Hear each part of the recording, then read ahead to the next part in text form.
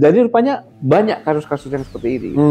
Karena saya merasakan wajar kalau anak-anak muda sekarang, generasi muda sekarang, yang saya katakan generasi muda itu antara umur 18 sampai dengan 40-an. Itu masih muda lah itu kan.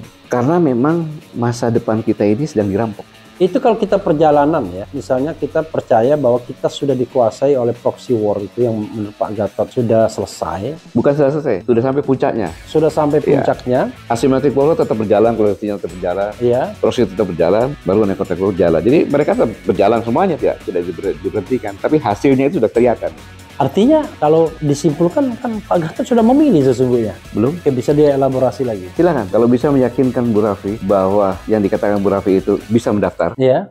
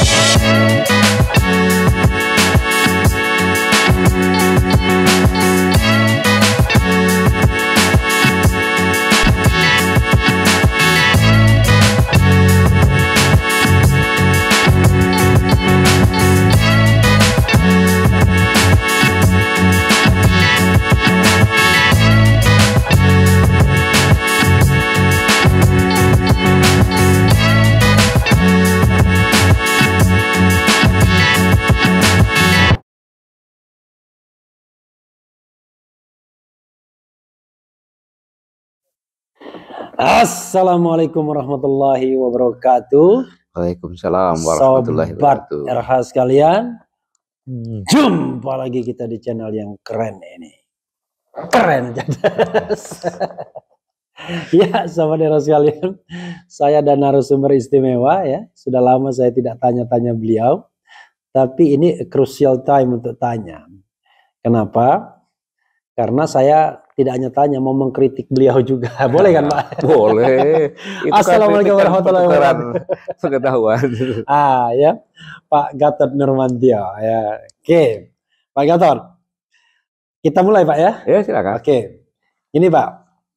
Saya kan setiap saat ini selalu melihat fenomena perkembangan sosial politik, terutama Pilpres. Bukan karena kita cuma mikirnya Pilpres, karena itulah yang sepertinya saat ini dipikirkan oleh masyarakat. Kan media kan hanya refleksi dari masyarakat saja. Dan masyarakat sepertinya sudah akan yakin bahwa calon itu ya kalau enggak Anies, Ganjar, Prabowo. Nah, saya mau nyindir Pak Gatot. Gatot Nurmantio di mana? Coba dulu, Pak. Tadi kan udah katakan kan. Oh. Coba jawab dulu. Terima kasih Bung Raffi. Tapi pertanyaannya sangat menggelitik memang. Oh iya. Saya di mana? Saya masih di sini. Oke. Saya masih di sini, dimanapun saya berada. Tapi saya sekarang langkah-langkah saya ini bukan saya tidak berpikir untuk masalah Pilpres. Bukan saya tidak punya keinginan. Tetapi belum saatnya saya bicara seperti itu. Oke, menarik. Nanti saya riset ini, saya simpan dulu. Belum saatnya saya bicara seperti itu. Entah kapan, nanti ada waktunya. Gitu. Tergantung nanti tanda-tanda dari langit mungkin, atau yang lain sebagainya. Gitu. Tapi mengapa pertanyaan mengenai saya tidak? Karena begini, Bu Raffi. Sekarang ini saya melihat berdasarkan beberapa pertanyaan-pertanyaan kepada anak-anak muda sekarang ini. Yang terakhir saja ini, harusnya Bang Musa sudah pulang. Dia ke sana, di samping wisuda anaknya yang luar biasa, umur 22 tahun sudah S2, S1-nya 19 tahun. Tentunya sebagai seorang ayah anak satunya menginginkan dia kembali. Tapi saya cek, ternyata kelihatannya gagal. Hanya pernyataannya simpel saja. Kalau Bapak bisa memastikan bahwa saya dengan profesi saya berkarir secara objektif bisa menitikan dengan benar, saya akan pulang sekarang. Dan Mossad nggak bisa nyamin, bayangin. Oke. Mossad itu Muhammad Said Didu ya? Iya. Jadi takutnya ini Mossad siapa nih? Bukan agen Israel itu. Jadi rupanya banyak kasus-kasus yang seperti ini. Karena saya merasakan wajar kalau anak-anak muda sekarang, generasi muda sekarang, yang saya katakan generasi muda itu antara umur 18 sampai dengan 40-an. Itu masih muda lah itu kan. Masih muda kita. Karena memang masa depan kita ini sedang dirampok. Oke, ada dua masa depan dirampok. Masa depan dirampok. Korupsi. Iya. Menggila-gila dari semua sektor. Ya kan? Itu yang paling membuat kita semuanya marah dan sedih. Anggaran dari negara yang diambil dari pajak masyarakat yang lagi susah, ya. Tapi karena dedikasi yang membayar pajak, masyarakat tidak membayar pajak. Tapi pajaknya ternyata dikorupsi di berbagai lini. Ya. Waktu COVID bahkan seorang menteri yang harusnya mengurusi rakyat kecil itu pun dikorupsi, apalagi yang lainnya. Ya. Ini kan masa depan mereka. APBN yang akan dilaksanakan dengan benar, ini kan menyiapkan untuk generasi yang akan datang, bukan? Ini dirampok. Yang kedua yang dirampok juga apa? Sumber daya. Ya batu bara lah, nikel lah, segala macam lah, ya kan. Secara besar-besar diambil seolah tidak ada hari esok lagi. Kemudian lingkungan hidup juga sama. Hutan dibabatin, bahkan yang terakhir perlu dipertanyakan tuh yang 800 hektar food estate itu.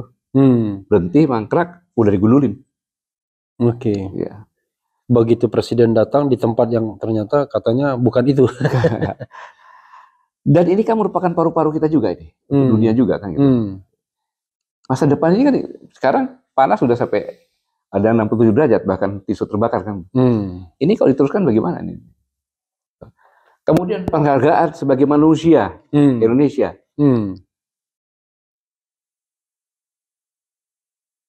Nggak dihargai. Ya kan? Peristiwa Kanjuruhan, mana selanjutnya? Ya. Ya. Sampai sekarang yang dihukum aja belum ada, padahal yang mati ratusan. Ya. Bayangin tuh, belum yang lain-lainnya itu. Akumulasi ini kan hak mereka. Dalam kondisi ini, terus siapa yang berpikir ini? Gitu. Makanya saya sampaikan sama kami, jangan kita dulu ikut-ikutan dalam mendukung salah satu capres yang belum pasti. I see. Jadi koalisi aksi menyelamatkan Indonesia ini tidak akan ikut-ikutan mendukung salah satu calon yang memang belum pasti juga. Belum pasti. Ya. Belum pasti gitu. Ya. Ini yang menjadi latar belakang. Dan ini saya sampaikan tadi Pak Sarbihala, Bung Raffi, saya berikan gambaran tapi dari peristiwa yang sebenarnya, di mana peristiwa ini diceritakan oleh Ustadz Denny Abdul Wahab. Jadi cerita ini cerita nyata. Iya. Dari zamannya Pak Harto. Iya. Akan mengadakan muktamar di Jakarta. Iya. Kemudian dai ulama. Iya. Dari Jogja berangkat. Di dalam satu bus itu ada ulama Nahdlatul Ulama, ulama Muhammadiyah, ulama Persis dan lain-lainnya lagi. Karena mereka semuanya ulama, dia akan nunjuk pemimpinnya gitu. Perjalanan dia pakai perjalanan dia sampailah di Brebes.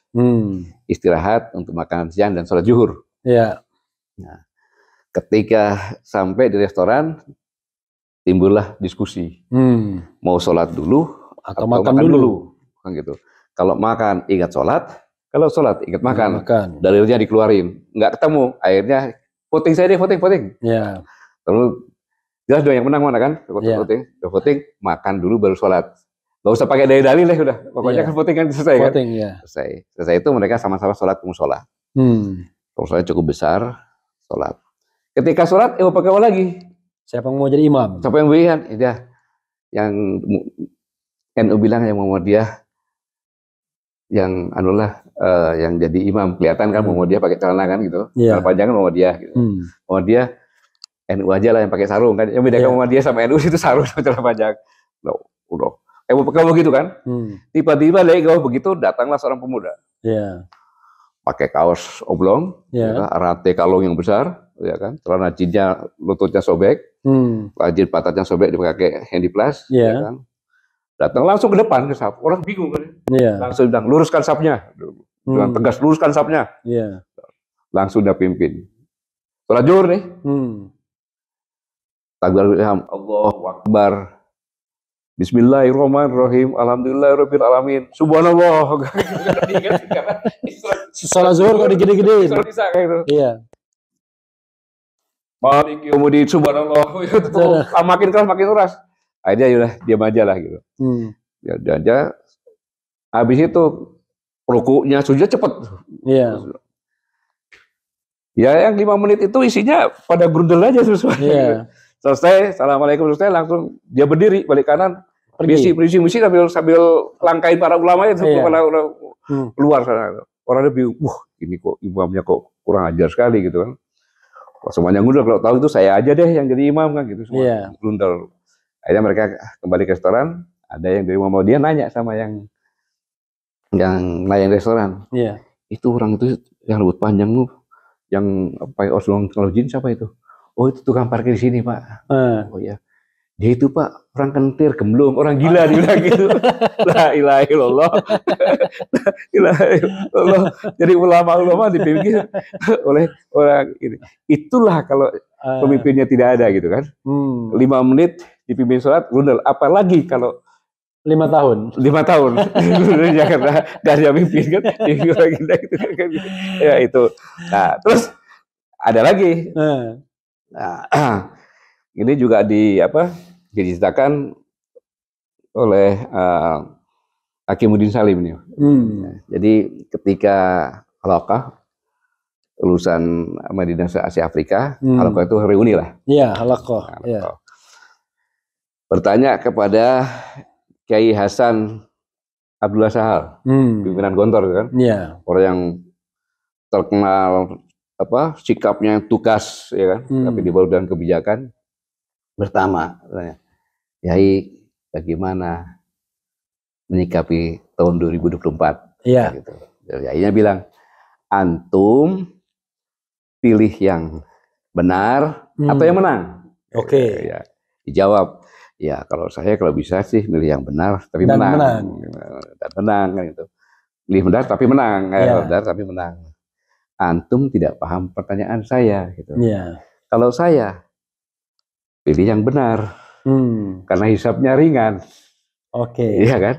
Menang di dunia sebentar, hisapnya berat. Ya pikir bagaimana hisapnya gitu. Singkatnya harus tanya, lah kalau yang benar tuh gimana? Makanya jangan pilih orang yang benar. Belum tentu dia benar. Yang menang. Bukan, jangan pilih orang yang benar gitu kan. Belum tentu dia benar. Belum tentu dia benar, dia bisa berubah lagi. Iya. Dia benar kan. Tapi pilihlah kebenaran. I see. Kalau kamu percaya kebenaran, pasti kamu akan menemukan orang yang benar. I see. Gitu. Jadi mengacu dari ini, saya bilang sama kami semuanya, kita tetap pada apa yang sudah kita sepakati bersama. Itu 8 maklumat kami itu tadi. Dengan latar belakang tadi, kita menjaga hak-hak para pemuda yang sudah dirampas ini. Jangan sampai semakin dirampas lagi, mereka tinggal nampak sampahnya saja. Anaknya Bung Rafi juga kan gitu. Iya. Nah, tapi bagaimanapun kan gini. Oke, itu kan pemikiran yang idealistik ke depan ya, Pak Gatot ya. Bukan dia nyata ini. Iya, enggak maksudnya pemikiran idealistik ke depan ketika kita ingin katakanlah bagaimana mengatasi mereka. It could be possible pasca 2024 kan begitu. Tapi pertanyaannya yang di depan mata kita nih, yang besok mungkin besok lusa, yaitu tadi soal copras capres. Kan Pak Gatot tadi mengatakan belum saatnya kami untuk mendukung atau menyatakan sesuatu. Padahal kan kita tahu jadwal kan Oktober sudah pendaftaran tuh. Bahkan mulai September atau pendaftaran. Kalau tidak salah 20 September apa pendaftaran. Nanti kita cek lagi. terakhir Oktober awal atau pertengahan. Kalau sekarang ini Pak sudah bulan Mei, Juni, Juli, Agustus, 3-4 bulan lagi Pak Gatot. Dari pendaftaran, atau kalau misalnya kita mau kepastian, ya tinggal Mei, Juni, Juli, Agustus, September. Ya 4 bulan, 5 bulan lagi. Kan dalam hitungan politik nggak lama itu. Karena sebelum 4 bulan, 5 bulan kan sudah harus ada kerja politik yang dilakukan oleh para calon, maupun kalau kita mau mendukung calon tertentu misalnya. Gimana Pak? Ya, Padahal Pak Gatot tadi bilang, belum saatnya. Kapan saatnya itu? ya, kalau hitungan politik itu memang sebentar. Iya. Tapi kalau hitungan saya Lama. gitu loh. Oke. Karena yang sebentar itu kalau hari terakhir pendaftaran. I see.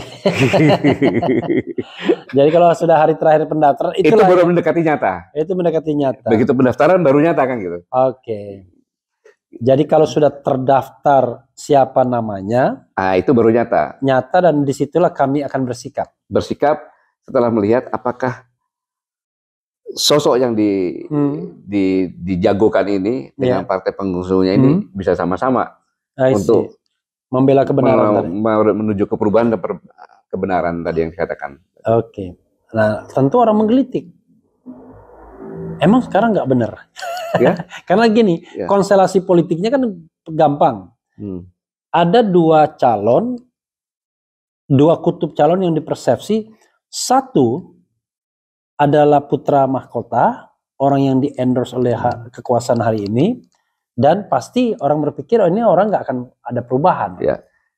Kata-kata Pak Gatot tadi kan kelihatan bahwa ada masalah, pengen berubah dong kita. Tapi ada calon lain yang dipersepsi sebagai mewakili perubahan, bahkan mendeklarasikan sebagai kutub perubahan. Artinya kalau disimpulkan kan Pak Gatot sudah memilih sesungguhnya. Belum. Oke, bisa dia elaborasi lagi. Silakan. Kalau bisa meyakinkan Bu Raffi bahwa yang dikatakan Bu Raffi itu bisa mendaftar. Oh, menarik ini.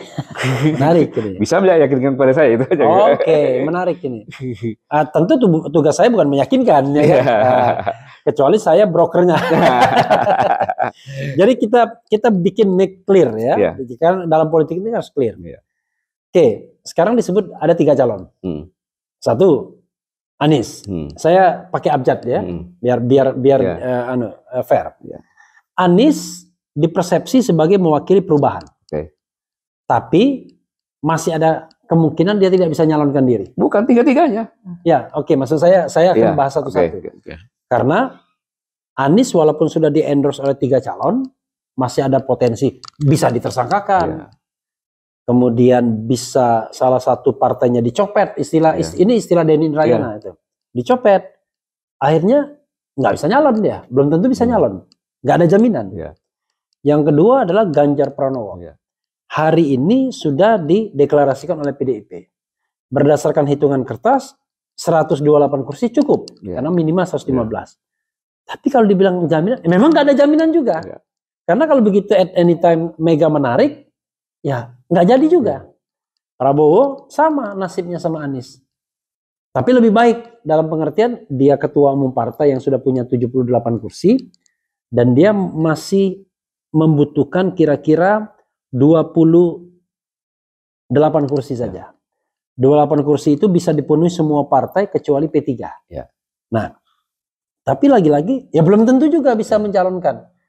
Maka dalam hal kalau misalnya Pak Gatot bilang semuanya belum tentu. Lalu untuk melakukan prediksi politik gimana dong kami ini?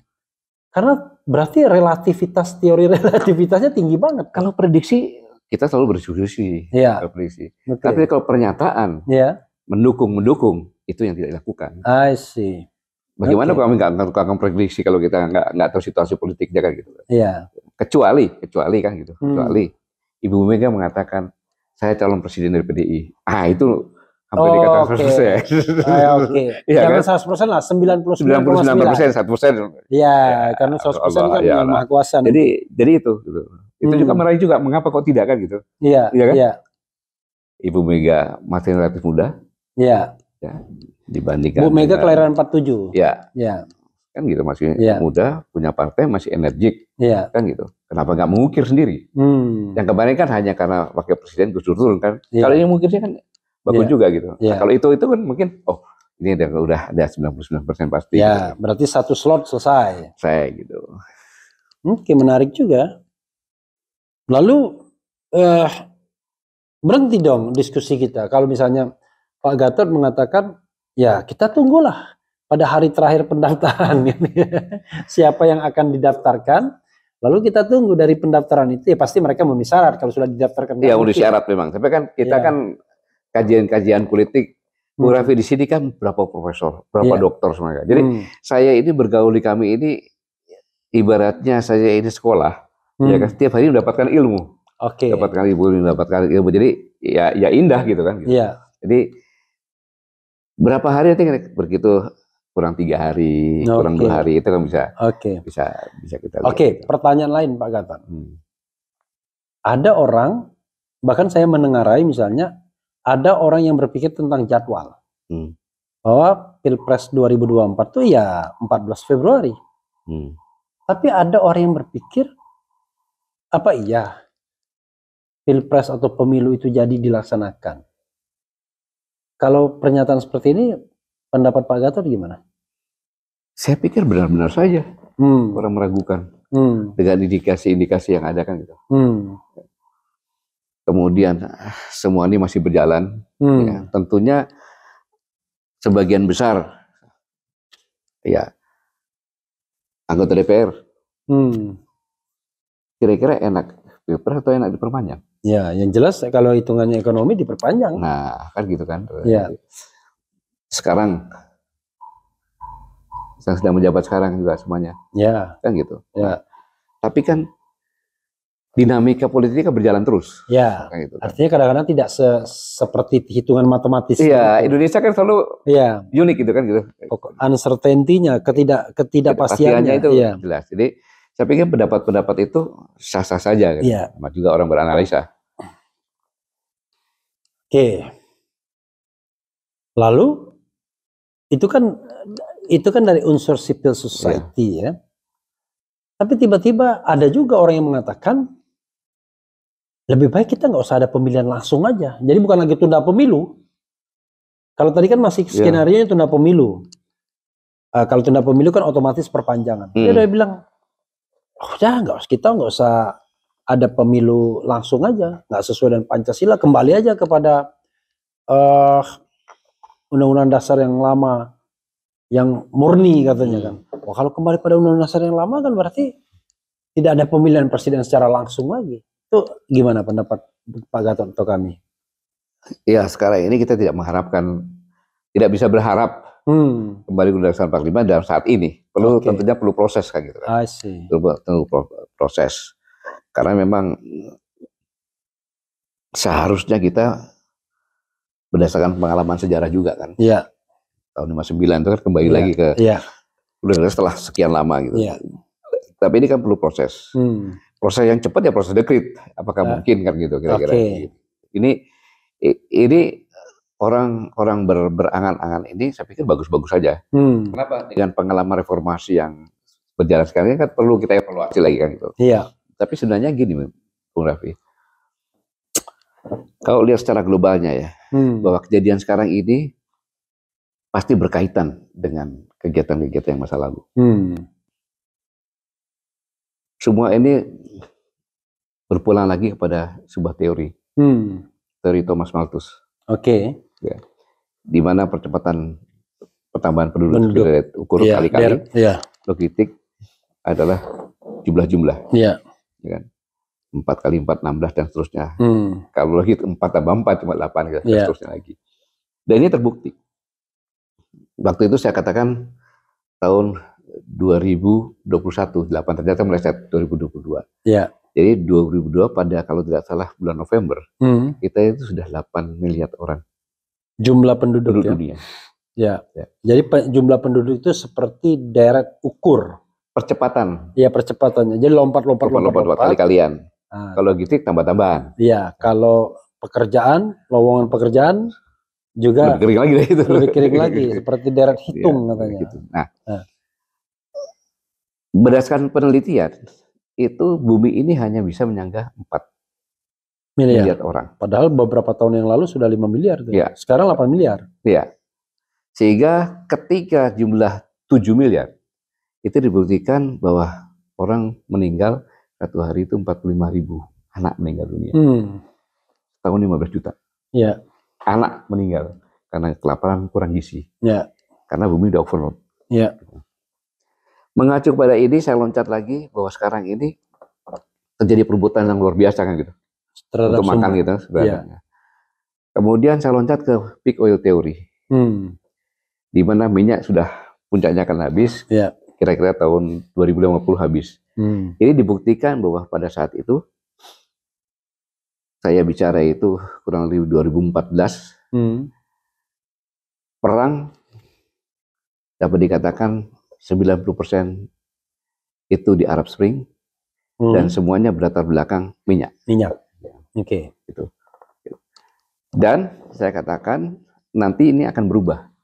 Begitu minyak habis akan berubah. Dan peak oil theory itu yang melahirkan, saya katakan akan lebih efisien. Dulu saya mengatakan kalau kita ke toko di rumah saja, pakai video lihat. Oh di situ ada bos kan gitu. Saya cari sepatu bos, saya telepon ini. Jadi ternyata sudah lebih maju sekali sekarang kecepatannya gitu. Ada Gojek, Gosen, ada segala macam gitu. Nah, ini dari lahirnya peak oil theory. Nah dari dua ini maka ke depan itu yang berbuat bukan minyak. Tapi ya energi juga, pangan, air atau ekonomi. Gitu. Maka saya waktu itu melahirkan sebuah teori. Yang tadinya perang itu ada di Arab Spring, akan bergeser ke sekitar ekuator. Khatulistiwa. Karena khatulistiwa itu nggak pernah musim dingin dan tempat pusingan, energi berkumpul di situ, air di situ, karena logistik juga di situ, makanan juga di situ. Indonesia dan, termasuk. Ya, apalagi Indonesia kan namanya. Jadi akan berkisar sekitar ekuator dan perbuatan ekonomi. Dan sekarang sudah mulai terlihat Laut Cina Selatan dan sebagainya. Nah, kondisi ini akan berkaitan dengan yang dikatakan elit global.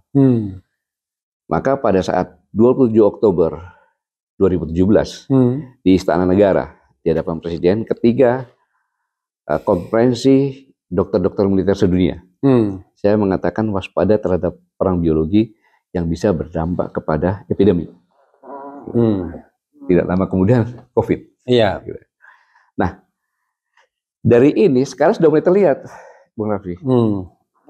Ternyata waktu itu saya katakan ini nggak mungkin dikatakan vaksin, mungkin namanya lain lagi bukan vaksin. Karena kalau vaksin itu kan virus yang diternak, kemudian dilemahkan, diuji coba dulu kepada binatang, binatang segala macam, kemudian ke binatang mamalia, kemudian baru ke manusia berbagai umur coba. Tapi ini masa 3 bulan sudah ada vaksin? Kan gitu. Kita harus waspada ini. Dan ternyata berdasarkan penelitian, nanti bisa dicek dari berbagai penelitian, vaksin ini berdampak pada reproduksi. Reproduksi. Jadi pria-pria itu bisa bikin mandul. Mandul. Sekian persen lah kurang lebih. Jadi ini adalah yang teori tadi, bagaimana mengurangi jumlah penduduk. Atau merawat jumlah penduduk. Dulu karena KKB itu tidak berhasil kan gitu. Mungkin yang seperti ini. Nah, lepas dari itu semuanya, bahwa perebutan ekonomi itu di ekuator. Di ekuator tuh dari semua negara-negara ekuator yang ada di dunia ini, di bumi ini, Indonesia yang paling dominan. Yang paling kaya. Yang paling kaya. Jadi orang akan memperebutkan ini. Jadi kondisi sekarang ini tidak akan lepas dari situ. Oke, saya kalau misalnya masuk kepada isu itu ya, isu perebutan sumber daya. Kalau isu perebutan sumber daya ini, apakah itu antar negara atau ke beyond dari the state? Jadi sebenarnya yang berkelahi ini kelompok-kelompok bisnis misalnya, kelompok-kelompok kepentingan. Jadi sudah beyond dari negara, bukan yang bertanding itu misalnya Cina melawan Amerika Serikat, tapi yang bertanding itu korporasi yang ada di Cina melawan korporasi yang ada di Amerika, tapi korporasi yang ada di Amerika melawan korporasi yang lainnya juga, atau gimana sebenarnya pola untuk perebutan ekuator itu kalau menurut Pak Gatot? Ya, kita bisa melihat sebuah teori perang ya. Yang pertama kali adalah perang dengan menggunakan cara clandestine. itu asymmetric warfare, perang asimetrik. Contohnya di Indonesia deh, perang asimetrik ini adalah perang Palestina kemudian menghadapi pemerintah. Inilah keberhasilan mereka. Di akhir perang ini tokoh itu diserang terus, korupsi, mereka berhasil. Keberhasilan dari perang asimetris ini adalah perubahan. Perubahan kepemimpinan terutama. Dari situ bersamaan itu maka dilanjutkan dengan perang proksi. Perang menggunakan boneka-boneka dengan orang-orang. Ya. Mereka masuk ini mendompleng, tapi itu merupakan sebenarnya satu korporasi yang mengerjakan itu gitu. Nah, ini masuk, makanya orang reformasi kaget tiba-tiba kan, kenapa amandemen undang-undang itu dilakukan? Kayak gitu. Ini adalah proksi. Makanya begitu 2015 saya di UI, Pangkostrat itu saya paparan, perang proksi adalah masyarakat, mahasiswa yang saya tanyain, kalau kamu sebagai presiden di negara lain mengambil Indonesia gimana caranya? Beli undang-undang. Gimana caranya? Pangkostrat pura-pura nggak tahu katanya. Dia bilang gitu. Mahasiswa dia bilang. Kan di komisi itu berapa orang sih? Nggak sampai 10 orang ke komisi. Kita tinggal bayar saja. Pasal-pasal jangan semuanya kita masuk ke satu pasal. Sekarang kita melakukan itu. Kita merasakan itu semuanya. Ada 13 item yang saya sampaikan itu semuanya terjadi sekarang itu. Cepat sekali 2014, 16 sudah terjadi. 17, 18 sudah semuanya terjadi. Nah, sekarang ini meningkat lagi kepada neo-cortex war. Perang pemikiran dan narasi. Karena mereka sudah berhasil dengan ini. Kondisi sekarang ini neo-cortex war. Neo-cortex war. Nah, sekarang ini hasil dari proksi kondisi sekarang ini. Gitu. Neo-cortex war ini contoh saja di Indonesia sekarang ini. Adalah dengan lahirnya Kepres Presiden tahun 2022 tentang HAM. Pernyataan HAM masa lalu Masa lalu. Pelanggaran HAM berat masa lalu kan. Bentuk tim dan sebagainya itu Kepres itu. Kemudian lahirnya pernyataan Presiden. Saya Presiden Jokowi selaku kepala negara menyatakan dengan terus dan benar telah terjadi pelanggaran HAM berat kan gitu. Terus muncul instruksi Presiden tanggal 15 Maret yang diberikan segala macam yang pernah saya sampaikan itu. Kemudian juga Kepres pada tanggal yang sama itu. Konteksnya sebagai perang pemikiran apa itu? Saya katakan sekarang ini sudah puncaknya proxy war. Sehingga mereka bebas melakukan apapun juga. Bayangkan, Bu Rafli, ya kan? Anar Gonggong menyampaikan bahwa benar pada tahun 65 terjadi pemberontakan. G13 PKI. Oleh PKI dengan Dewan Revolusi, ya kan? Nah, kemudian ketika dengan Dewan Jenderal. Dewan Jenderal.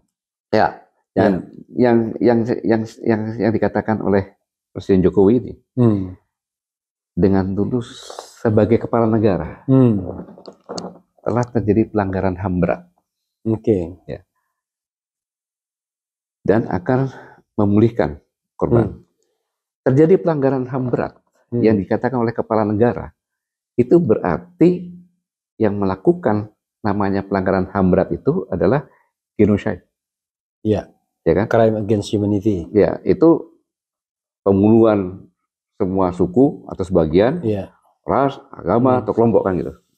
Dan kejahatan yang terhadap kemanusiaan, yang struktur, sistematis kan gitu.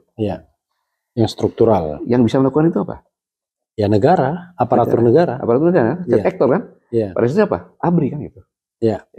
Bagaimana ABRI, ya kan, yang memberantas pemberontakan atas perintah. Setelah perintah 11 Maret itu perintahnya. Ya kan? Dan pelanggaran itu kalau di beberapa titik itu pasti ada yang mengkoordinir. Maka pada itu kan Letnan Jenderal Soeharto, kan gitu. Dan diperintah oleh Presiden Soekarno, benar nggak? Bukti itu pada proklamasi kemerdekaan Republik Indonesia ke-26. Ke-21 tahun 1166. Soekarno kan mengatakan Saya ucapkan terima kasih telah mengamankan negara, menyelamatkan negara, mengamankan Bung Karno, mengamankan keluarga Bung Karno dengan ajaran Bung Karno kepada Letnan Jenderal TNI Soeharto. Berarti kan jelas Bung Karno yang perintahkan. Berarti Bung Karno kena, Letnan Jenderal Soeharto pada saat itu kena, dan ABRI kena. Karena tadi struktural tadi ya. Struktural tadi. Nah, ini kan satu hal yang sangat luar biasa. Seorang presiden sebagai kepala negara menyatakan ini. Padahal, Rafli, sebagai ahli hukum, apakah boleh menyatakan telah terjadi pelanggaran berat tahun 65-66? Seharusnya kan pelanggaran berat peristiwa A. Iya. Ini kejadian tanggal sekian, sampai tanggal sekian mungkin. Ya, jangan gelondongan lah. Jangan gelondongan seperti itu. Iya. Ya. Sebagai kepala negara, berdasarkan Undang-Undang Nomor 26 tahun 2000, ya. Tahun 2000 Pengadilan HAM. Apabila kejadian sebelum diundangkan itu, ya, maka harus menggunakan pengadilan ad hoc. Ya. Nah, di dalam pengantar, tim telah berkoordinasi dengan Komnas HAM. Ya. Komnas HAM itu lembaga yudisial bukan? Ya, dia tergantung fungsinya. Ketika dia melakukan proses penyelidikan, dia menjadi lembaga yudisial. Tetapi ketika dia membuat statement non yudisial, ya maka dia lembaga non yudisial, itu menurut saya. Ya, kemudian kalau dia yang menentukan pelanggaran berat, kan dia tidak bisa secara yudisial, kan gitu. Dia hanya menodongkannya ke Kejaksaan Tinggi. Oke. Kan gitu. Artinya dia bukan penyidik, dia penyelidik dia. Penyelidik kan ya, gitu. Dia penyelidik dia. Nah, kalau yudisial kan penyelidik dan penyidik. Ya, gitu. proses penyelidikan, penyidikan, penuntutan sampai vonis. Itu yang saya maksudkan. Ya. Nah, pada tanggal 23 Juli 2012, Komnas HAM pernah menyampaikan pelanggaran HAM berat 65-66 dan Petrus atau apa itu, ya kan, kepada Kejaksaan Agung. Kejaksaan Agung. Dan ditolak karena datanya primer dan tidak mengandung kebenaran yang benar-benar. Kan gitu. Nah, ini dipakai sebagai landasan, kan nggak bisa dong. Iya kan. Iya. Jadi sebagai kepala negara seharusnya dia nyampaikan kepada DPR, sama DPR itu membuat pengadilan ad hoc. Pengadilan HAM ad hoc. Ya. Ini jadi, kan sudah melanggar dari undang-undang itu tersebut. Iya, artinya apa yang disampaikan oleh Presiden itu melanggar undang-undang HAM ad hoc. Ya. Dia mengatakan sebuah pelanggaran HAM berat, tetapi pertama tidak spesifik, kedua tidak ada rekomendasi DPR, dan bukan pengadilan HAM ad hoc yang dibentuk, tapi tadi tim segala macam untuk hanya 12 orang itu timnya untuk nganukan 11. Dan termasuk juga kemudian mau kompensasi macam-macam dan lain sebagainya. Itu hasil proxy war. Itu adalah hasil proxy war dan masuk kepada neocortex war. Pemikiran itu kan. Jadi pemikiran yang mau dibolak-balik. Iya. Jadi pertama menggunakan boneka-boneka untuk proxy war. Setelah berkuasa proxy war, sekarang dia mau balik logika orang. Yang A jadi B, B jadi A. Yang berkhianat menjadi pahlawan, yang pahlawan jadi pengkhianat. Oke.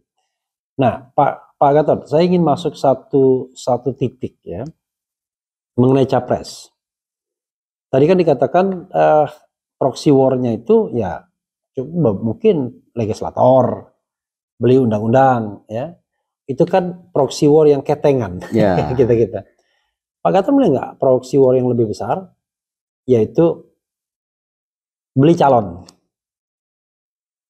presiden. Dan apakah itu sudah terjadi atau bukan, saya nggak bisa jawab. Tapi pertanyaan saya adalah, kalau tadi cuma beli undang-undang ketengan begitu, Pak Gatot melihat nggak proxy war yang beli calon itu? Sekarang gini aja, baik sebelum 2024 maupun kemarin. Ya, sesuatu itu kan tidak bisa dikatakan beli, tapi bisa kita merasakan kan. I see. Sekarang untuk jadi presiden perlu uang berapa sih? Ya triliunan yang jelas. Triliunan. Uangnya dari mana? Uangnya dari mana? Begitu kan? Ini mau nggak mau artinya? Iya, nggak mau. Kalau tidak ikuti itu mana bisa jadi presiden kan? Iya. Kan katanya tahun lalu juga sama aja seperti itu. Jadi ya yang saya katakan itu yang dikatakan bahwa elit global itu ditutupi oleh oligark. Oke. Gitu. Oligarki yang bekerja. Oke. Elit global, oligarki, Ya. pemimpin formal. Saya iseng-iseng malah. Dari calon-calon yang disebutkan itu tanpa harus menyebut nama, Pak Gatot melihat ada potensi. Saya katakan pasti ada. Pasti ada ya. Karena kecenderungan elit global melalui oligarki itu pasti masuk dia. Iya. Nggak mungkin nggak masuk. Karena ada ruang kosong kan. Artinya iya kan. Dan ya mereka pasti masuk karena dibutuhkan. Jadi mereka dibutuhkan dan mereka butuh itu. Gitu. Iya. Mereka butuh dan mereka dibutuhkan. Gitu. Wah ini gawat juga. Jadi saya kan sering mengatakan pemilu kita ini pemilu comberan, jorok pemilunya dan mahal. Bagaimana mungkin mau jadi presiden triliunan? Sementara kita tahu bahwa kalau dia berpikir uangnya sendiri nggak mungkin kan ya, pasti tadi oligarki di belakang layarnya dan oligarki pun juga nggak mau rugi. Ibaratnya seperti asuransi yang dia jual reasuransi. Yeah. Dia minta premi orang, tapi kalau dia mikir, kalau saya mengcover sendirian belum tentu kuat. Dia reasuransi dengan global kan? Ya itu kan strategi. Ya strategi bisnis kan gitu. Ya, nah itu sama seperti itu. Atau sebenarnya tanpa diundang pun elit global masuk. Karena kebutuhan. Artinya yang mengundang orang dalam atau memang elit itu yang masuk tanpa diundang? Tanpa diundang itu masuk, saya katakan gini, ibaratnya Indonesia itu wanita yang seksi. I see. Gitu. I see. Semua ingin melamar kan gitu. Oke. Kalau melamar dengan baik-baiknya kan dengan cara istilahnya gua ngelamar orang tua tentang gua dukun bertindak. Oh, gitu. Kalau lamaran ditolak dukun bertindak. Oke. Artinya memang ya mereka by inisiatif masuk itu. Ya. Oke. Nah, sekarang mana yang Pak Gatot percaya kalau kita bicara elit global? Elit global itu MNC, korporasi. Apakah elit global itu negara, the state, struktur negara tertentu? Kan orang bicara tentang the class of civilization misalnya. Wah ini ada peradaban Barat yang diwakili Amerika, peradaban Konfusianisme yang diwakili China, peradaban Hindu misalnya. Atau sebenarnya pertarungannya bukan di negara yang mewakili peradaban itu, kelompok dominan ya. Tapi ini perang MNC saja, multinational corporation yang bisa jadi antar negara yang sama misalnya, atau gimana? Iya. Jadi bukan antar negara ini, bukan lagi. Oke. Makanya itu. Jadi kalau mungkin paling gampangnya antar aktor global ya? Ya. Elit global. Elit global. Jadi elit global ini misalnya kita begini, bisa jadi elit global itu punya kepentingan sama antara satu elit global dari Cina, elit global dari AS bersatu berperang melawan elit global dari negara. Itulah yang saya khawatirkan. Itu saya khawatirkan. Kalau kita tidak waspada, negara ini bisa pecah. Oke. Sekarang gini. Karena mereka. Logika berpikirnya ya. Logika berpikirnya. Taruhlah Bung Raffi negara yang kuat. Iya. Saya juga kuat. Iya. Kalau perang kan habis-habisan. Iya. Ya kan. Katanya. Ini kan udah tingkat-tingkat ini udah tingkat-tingkat bisnisnya tinggi kan. Iya. Ya, apa sih yang lu mau? Daripada kita bisa kita bagi-bagi deh. I see, I know. Nah, sangat mungkin bisa terjadi. Jadi mereka nggak mau hancur di tingkat sana. Iya. Ngapain kita hancur-hancuran? Indonesia aja yang kita hancurin. Kita bagi-bagi aja kan? Iya, dibagi-bagi. Lu bagian sini, lu bagian sini, lu bagian sini. Dan lu punya proksi yang mana? Nanti tinggal perintahkan proksinya. Ya, lu punya kepentingan yang mana gitu loh. Iya. Ya kan? Oh, gua Kalimantan deh. Ya udah, gua Papua, gua ini. Udah, Papua terus setuju. Tinggal mencari proksi atau menggerakkan proksi yang tinggal gerakkan aja proksi yang udah ada kok. Ya kan? Sekarang udah mulai benih-benih udah mulai muncul kok. Itu kalau kita perjalanan ya, misalnya kita percaya bahwa kita sudah dikuasai oleh proxy war itu yang menurut Pak Gatot sudah selesai. Bukan selesai, sudah sampai puncaknya. Sudah sampai puncaknya. Asymmetric power tetap berjalan, koalisinya tetap berjalan, proxy tetap berjalan, baru nekotek jalan. Jadi mereka tetap berjalan semuanya, tidak diberhentikan. Tapi hasilnya itu sudah kelihatan. Oke, jadi misalnya gini, perang asimetris tadi ya, antara civil dan antara state dan civil society, kan asimetris kan? Itu selalu berjalan, kan nggak mungkin nggak berjalan kan? Selalu ada kontrol dari society dan lain sebagainya. Itu sangat mungkin elit global itu punya proksi di negara, tapi juga punya proksi di civil society. Jadi, semua dilakukan. Karena dia menguasai finansial yang luar biasa kan. Sekarang perangnya finansial yang diperlukan. Jadi masuk semua sektor dia. Masuk semua sektor. Ada suatu cerita yang pernah berlaku. Ingat dulu Raffi waktu itu zamannya Gus Dur ya. Dewan Jenderal rapat di Gang Lause. Iya. Isu apa gitu ya? Yang mengisukan siapa itu? Kalau tidak salah waktu itu adalah duta besar Amerika di PBB. Yang katanya untuk untuk makar ya? Iya, untuk makar. Iya. Saya ditanya sama bos saya waktu itu. Tot, gue merapat nih ini. Lause itu apa? Restoran ya? Gang Lause lah pokoknya. Gang. Oke. Dia bilang, Pak, Bapak berapa dinner yang ada di situ? Nggak ada, Tot. Udah gue yakin kan? Nggak ada. Nah kalau gitu Pak, sekarang kan rupiah kan terpukul Pak. Karena Dewan Jenderal terpukul. Bisa nggak Pak? Kalau saya termasuk elit global, saya yang buat seperti itu, saya borong semuanya, habis itu Bapak menyatakan tidak ada Dewan Jenderal, normal lagi, saya udah untung dari sisi itu. I see. Cukup mudah dong untuk mengambil caranya. Iya, itu sama dengan ketika kita krisis finansial kan. Orang tahu kita sudah punya utang luar negeri, jatuh temponya kapan, kan akhir tahun kan. Itulah saat untuk gebuk. Dan orang mengambil keuntungan sebesar-besarnya dari situ. Misalnya, wah itu saatnya jual dolar mungkin, karena orang butuh dolar kan, jadi dolar tinggi kan misalnya. Itu kan alami kan misalnya. Tapi ini kan dibuat. Jadi bisa pertengahan tahun. Cuma hanya isu saja gitu. Iya. Oke. Masih berlanjut lagi nih? Masih berlanjut lagi. Saya justru pengen tahu soal TNI. Saya mau frankly speaking, TNI. Jadi tanpa mengurangi rasa hormat Pak Gatot ya sebagai Panglima TNI. Mantan Panglima TNI. Panglima TNI dong. Panglima TNI tapi 2000. Panglima TNI 2015 sampai 2016. 17. 2017. 17. Dan sekarang kan yang berkuasa kan berarti junior. Pak Gatot. Ada kesan sekarang ini di masyarakat yang menurut saya agak melihatnya TNI ini kesal dan sebel sebenarnya dengan misalnya let's say Polri. Tapi kalau saya lihat lagi, saya bedah lagi, sebenarnya yang kesal dan sebel itu pangkat menengah ke bawah. Kalau jenderal-jenderal ke atas, dia masih punya mainan. Ini penglihatan saya. Dia bisa melakukan manuver, ya, sehingga saya melihat bahwa ada kecenderungan jenderal-jenderal atau perwira tinggi ini membawa kembali TNI ke politik.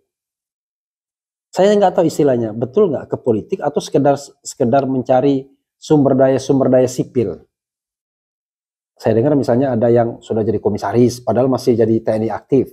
Itu kan di mana tuh? Ada satu yang saya temui waktu itu, termasuk juga polisi aktif. Tapi caranya begini Pak Gatot, dia tentara aktif, dia polisi aktif, tapi dikerjakan dulu di Wantanas misalnya.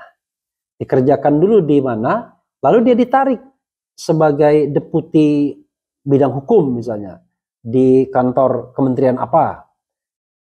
Dan karena dia ditarik ke deputi di kantor kementerian apa itu, dia dijadikan komisaris, padahal dia masih aktif. Hanya dia tidak bertugas di baik TNI maupun Polri. Gitu caranya. Jadi melipir, nggak langsung. Itu salah. Oke. Itu adalah pelanggaran. Ya, maksud saya. Jadi saya kan, TNI itu tidak boleh. Iya. Yang boleh dilakukan hanya komisaris di Pindad. Iya. Komisaris di itu executive kan gitu. Wakil-wakil pakai kepala staf angkatan darat, angkatan laut, angkatan udara PT Dirgantara, gitu. Di luar itu tidak boleh. Nah, itu kan terjadi ada satu kasus. Nanti saya tunjukkan Ya, kalau itu kasusnya. sebenarnya bisa dilaporkan. Oke. Polisi juga begitu. Ya, kalau Melipir polisi dulu. itu mereka punya aturan undang-undang sendiri lah itu. Ya, oke, artinya Ya. Pak Gatot tidak ingin mencampur Ya. itu. Nah, ada kesan bahwa kok kayaknya TNI tergoda kembali nih untuk berpolitik. Pak Gatot melihat ini gimana? Gini lah, paling gampang. Saya itu agak susah mengatakannya gini ya. Ada fenomena KSAD Dudung Abdurrahman. Sebagian orang menganggap bahwa dia melakukan langkah-langkah politik untuk naik. Contohnya? Ya, misalnya tadi soal baliho, ya kan? Kan sejak itu kan, lalu kalau mau naik, Anda harus dekat dengan ketua umum partai, misalnya kan, the ruling party kan begitu. Dan itu kan udah jadi rahasia umum. Ya. Nah, ada Maijen Kunto misalnya. Maijen Kunto yang orang melihatnya positif karena dia mengkhawatirkan pemilu itu brutal, tidak jujur dan tidak adil, atau pemilu itu dalam bahaya. Dia mengatakan begini, kalau jujur memang itu seharusnya sesuai dengan, tapi kalau tidak jujur ada aturan yang membatasi. Tapi kalau enggak ya ibarat permainan. Kalau sudah ketidakjujuran itu sudah membuat apa-apa, ya saatnya TNI harus tegas bersikap, kan begitu. Yeah.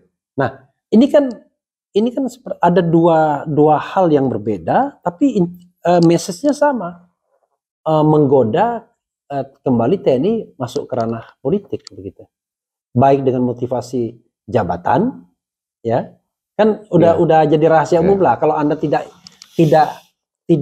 deketin politisi, Anda nggak bisa naik.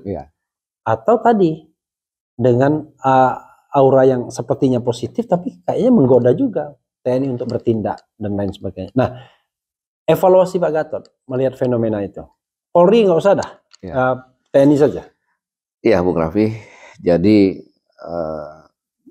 saya buka saja di sini. Iya. Itu hal yang sangat saya khawatirkan. Oke. Jadi ketika saya jadi Kepala Staf Angkatan Darat, saya pernah mau warning untuk para bintang-bintang jenderal. Jangan sekali-sekali kamu jadi pelacur politik. Kamu saya buat merintih. Itu benar. Saya bicara seperti itu. Saya bicara seperti itu bagi saya adalah metode saya. Akhirnya itu selalu terngiang-ngiang di telinganya. Gitu. Mengapa? Kalau sudah menjadi pelacur politik, itulah awal dari kehancuran TNI. Karena TNI adalah politik negara. Politik negara. Tetapi di akhir-akhir ini kekhawatiran saya itu menjadi nyata. Saya tidak boleh menyebutkan orang. Iya. Tetapi di TNI itu, kalau dia pernah melakukan pelanggaran, dia tidak mungkin bisa naik, apalagi jenderal. Gitu kan. Dan pada saat turun itu naik. Jadi orang yang melanggar yang tadinya nggak bisa naik, ketika Pak Gatot itu naik dia. Ya. Logika berpikir saya, tentunya orang melihat kok dia bisa ya. Lewat jalur mana dia bisa ya? Gitu. Lewat jalur mana bisa ya? Nah akhirnya ini menjadi fenomena gitu. Menjadi fenomena. Kalau saya ingin selamat, ya saya harus dekat dengan tokoh-tokoh yang bisa menentukan gitu. Gitu. Itu manusiawi. Tapi yang tidak beretika. I see. Gitu. Tapi kan akhirnya kan orang melakukan itu semua, let's say misalnya untuk maaf kata nih jabatan Panglima TNI misalnya sekarang ini. Kan sudah seperti rahasia umum. Tuh ada misalnya menganggap bahwa ini giliran saya sesungguhnya. Tapi kok kan zaman SBY kan ada trimatra itu yang bergilir kan. Ini giliran saya. Tapi kok saya nggak jadi? Evaluasi, karena saya nggak dekat sama si Anu. Sementara si Anu punya si Anu, ya kan begitu? Gitu. Saya koreksi ya, kalau jabatan Panglima TNI itu adalah hak dari semua Kepala Staf Angkatan Darat sama untuk menjadi Panglima TNI. Tidak mengenal giliran. Enggak. Saya bicara tentang hak itu dikaitkan dengan pertarungan trimatra tadi. Ya. Gitu. Jadi itu semuanya adalah hak prerogatif presiden. Murni. Jadi memang nggak ada pengaruh gesture kepemimpinan misalnya dekat dengan ketua umum partai politik, di mana ketua umum partai politik bisa mempengaruhi presiden, kan ada juga. Ya, itu terserah. Tapi yang jelas hak prerogatif presiden. Presiden menentukan siapa yang akan menjadi Panglima TNI berdasarkan pemikiran presiden.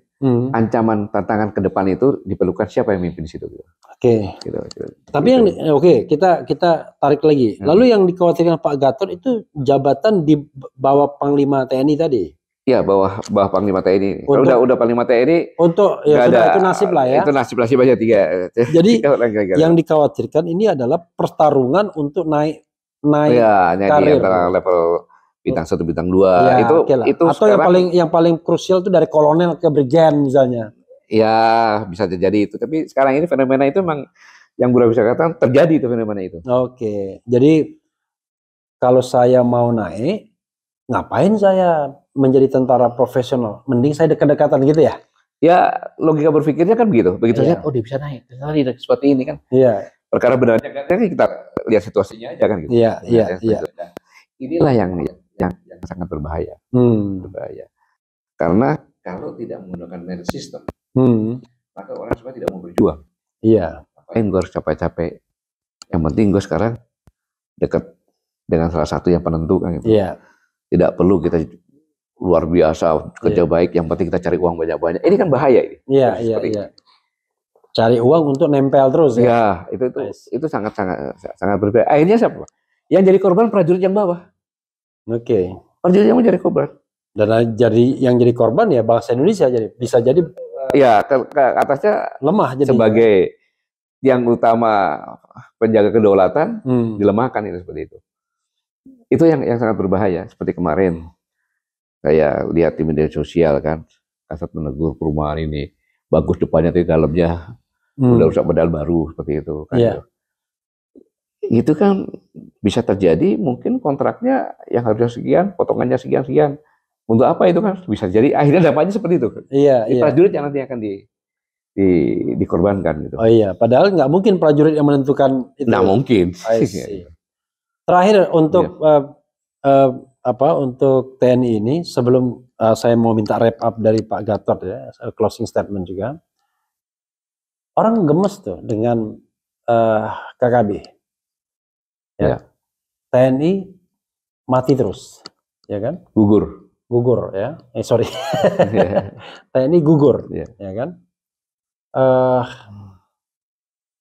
Kok Indonesia kayaknya seperti jalan buntu.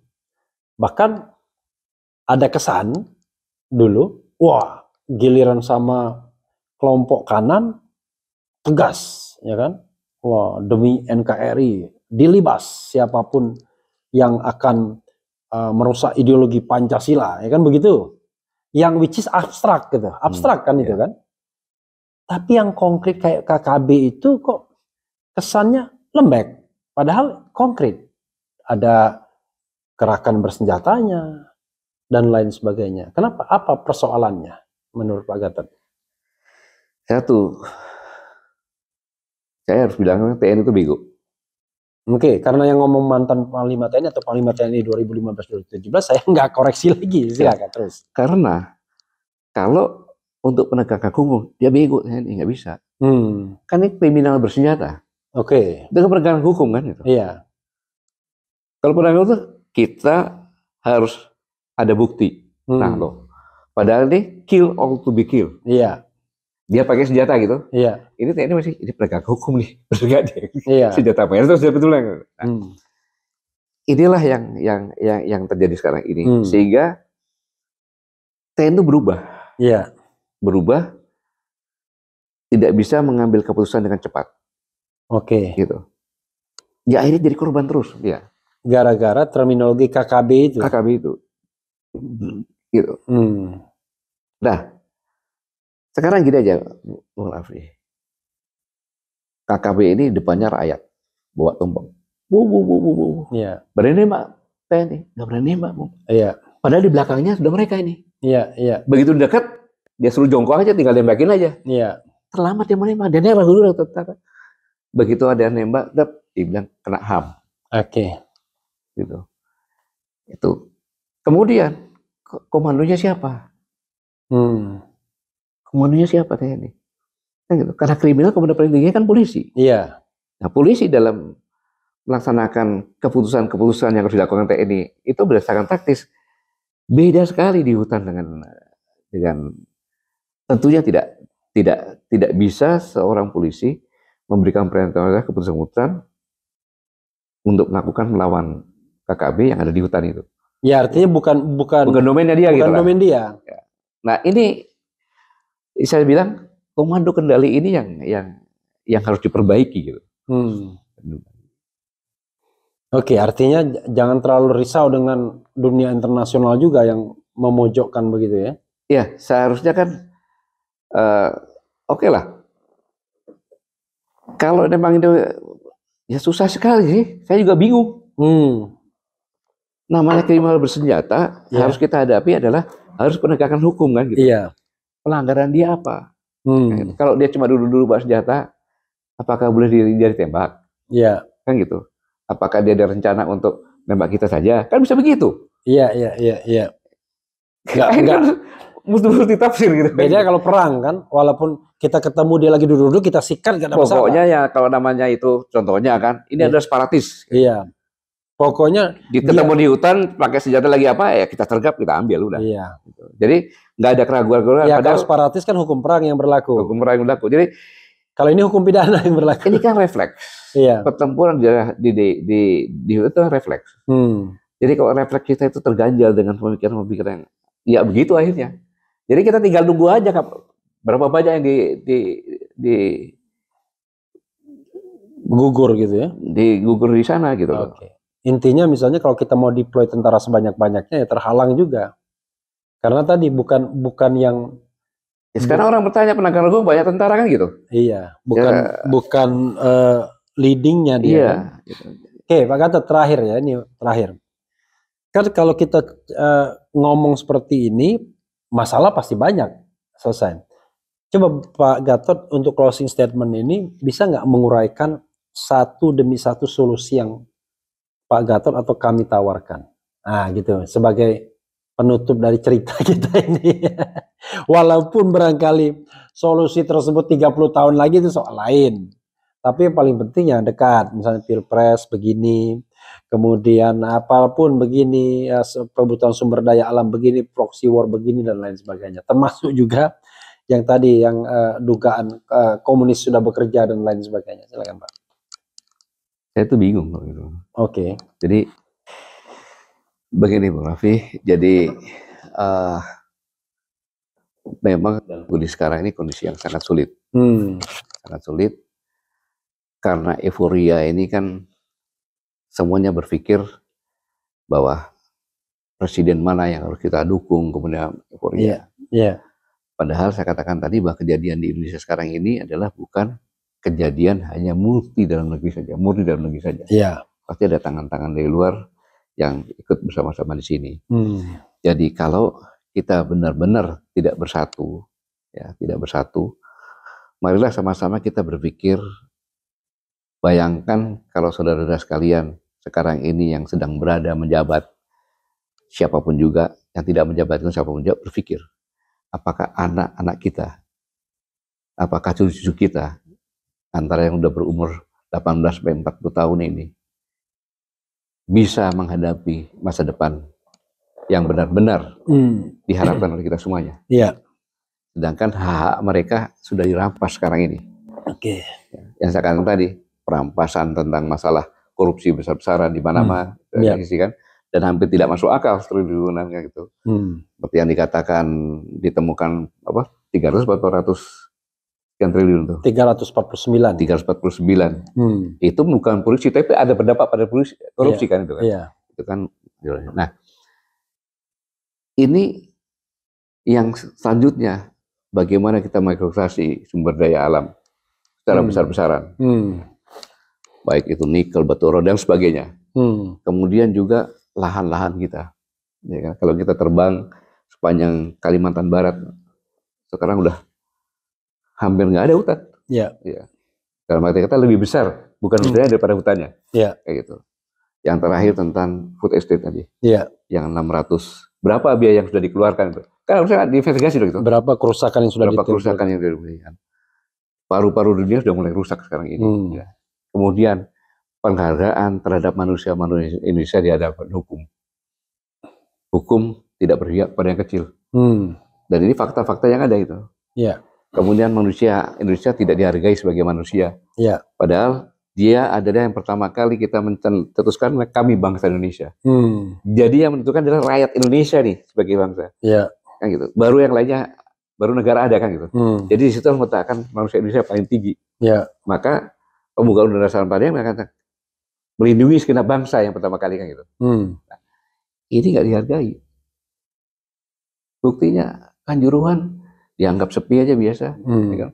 KM berapa? 50 juga sama terus sekarang. Nggak ada pelakunya. Ya. Ini dari akumulasi ini semuanya, saya mengatakan ini adalah perampasan hak terhadap anak-anak muda kita ini. Akhirnya mereka sekarang ini bingung. Kira-kira ke depan bisa nggak sih? Belum lagi kalau kita berpikir banyak anak-anak orang miskin yang cerdas, tapi dengan kondisi pendidikan sekarang harus bayar mahal, dia tidak bisa melanjutkan. Gitu. Nah harapan-harapan ini kira-kira ke depan apa jadinya ini?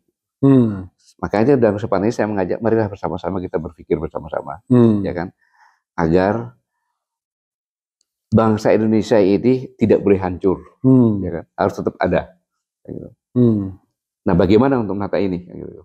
Makanya kita bersama-sama harus berpikiran sama. Gitu. Jangan memikirkan untuk sektor masing-masing. Saya mumpung saya jabat, kan gitu. Yeah.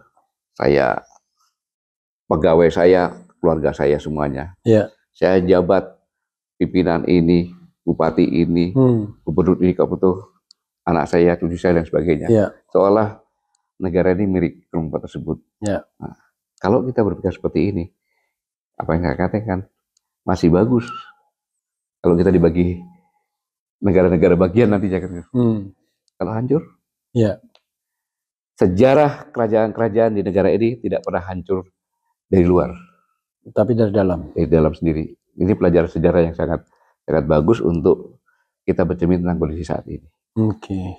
Ya kita tentunya berharap semoga Allah Subhanahu Wa Taala Tuhan Yang Maha Esa selalu mendidik bangsa ini. Karena kumpulan dari orang-orang baik sebenarnya bangsa ini. Oke. Gitu, itu kira-kira bisa sampaikan. Iya, sahabat era sekalian ya. Ya tentu begini, kalau kita bicara mengenai hal yang menakutkan tentang masa depan kita, bukan berarti itu pasti akan terjadi. Justru kita ingin itu tidak terjadi. Ya. Jadi sebagai warning. Nah ini percakapan atau dialog sebagai warning. Tentu akan ada pro dan kontra, tapi yakinlah bahwa barangkali kesimpulannya negeri ini sesungguhnya tidak sedang baik-baik saja. Ya, wassalamualaikum warahmatullahi wabarakatuh. Waalaikumsalam warahmatullahi wabarakatuh.